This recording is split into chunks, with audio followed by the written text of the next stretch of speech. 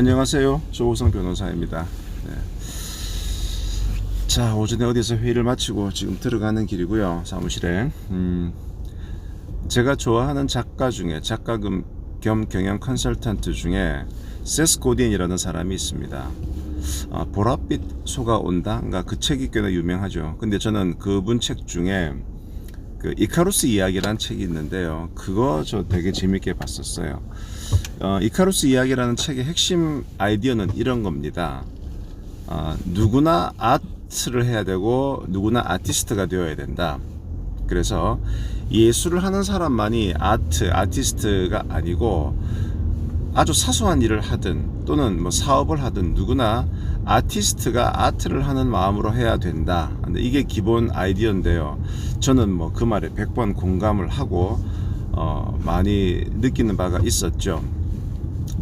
그런데 무엇보다 그 중에서 이제 이런 게 있더라고요. 그러니까 우리 생각에는 그러면 내가 일을 하는데 아티스트처럼 아트를 하려고 그러면 뭘 어떻게 해야 되는데, 물론 거기는 보면 일을 정말 성심성의껏 잘 해내는 여러 가지의 속성들이 나와요. 그런데 그 중에서 그러면 내 능력이란 게 한계가 있는데 어느 날 갑자기 내가 뭐 어마무시하게 일을 엄청나게 퍼포먼스를 뛰어나게 하는 것은 한계가 있지 않느냐, 이런 그 얘기를 할 수 있겠죠. 그런데 저는 그 중에서 누구나 쉽게 할 수 있는 한 가지 포인트가 있겠다라고 발견을 한 거예요. 그게 뭐냐 그러면 영향과 연결입니다. 거기서 세스 고딘이 예를 드는 거예요.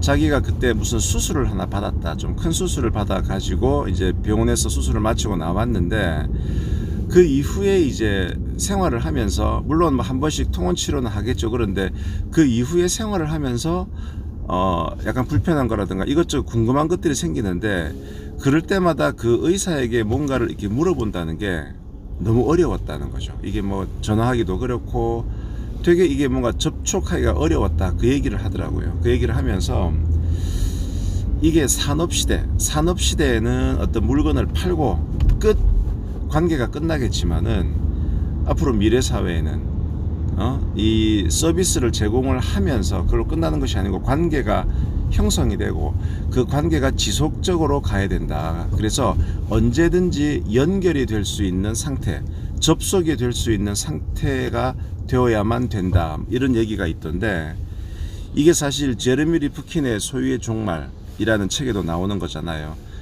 제레미 리프킨 아저씨의 그 소유의 종말이란 책, 이게 원래 책 원제가 Age of Access인가 그래요. Age of Access. 그러니까 액세스, 접속의 시대.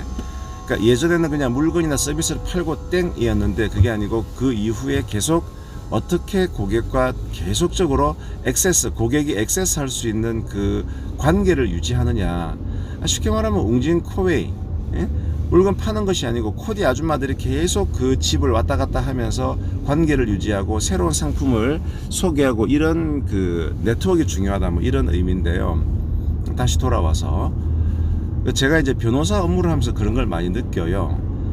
다른 사무실에서 일을 하다가 사건을 하다가 이게 뭐 결과가 안 좋아서 뭐 1심에서 치고 저희 사무실로 오시는 그런 분들이 하시는 말씀 중에 뭐 가장 많은 불만 사항 중에 뭐 변호사가 연락이 안 된다, 만나려고 하면 진짜 힘들다, 전화하면 사무장이 다 커트해 버린다. 특히 좀 나이 있으신 전관 뭐 변호사분들은, 이렇게 판사 검사 출신 분들은 도대체 변호사 만나기가 힘들다, 뭐 이런 얘기를 많이 하세요.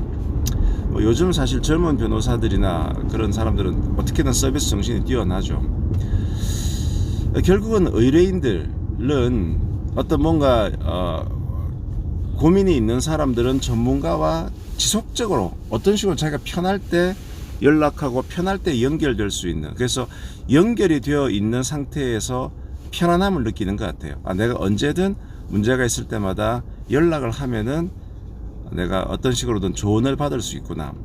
그러니까 좀 착각하는 것이, 저희 뭐 변호사 업계로 돌이켜 생각해 보면은 뭐 한 10장짜리 아주 잘된 다큐멘트, 거기에 뭐 논문도 붙이고 판례도 붙이고 이런 공식화된 의견서보다는 딱 전화 3분 하면서 3분 통화하면서 그래요, 그거는 이런 것 같습니다, 일단 1차 의견을 주고 제가 좀 더 찾아볼게요, 당장 밤해지면 급한데 딱 한마디 해주는 그게 사실은 의뢰인이 느끼는 만족도는 훨씬 크거든요. 제가 무슨 말씀을 드리려고 하느냐, 우리가 어떤 일을 할 때 아티스트로서 아트를 하려고 그러면 엄청나게 일을 잘해야 되는 건 기본이겠지만 내가 아직 그만한 능력이 안 된다. 그럴 때는 나의 고객과 아주 긴밀하게 연결이 되어 있어서 그 사람이 내가 하는 분야에 어떤 어려움이 있을 때 언제든지 연결될 수 있는 상태에 놓여 있도록 만들어주는 것, 온라인상으로.